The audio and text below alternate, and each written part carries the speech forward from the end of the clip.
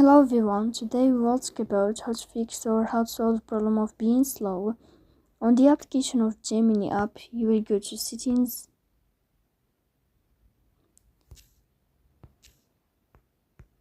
Here in this page, you will go to apps, default apps, app settings. On above, you will search about Gemini app. Then in this page of app info, you will click on first stop and you will click OK. Here you will enter to the window of storage. Then we click on clear cache. But pay attention, don't click clear data because that can delete your account. In the end, you can turn off your phone and you can wait a moment to restart your phone again to fix that problem. So please don't forget to support us by like and subscribe. See you next time and thank you for your watching.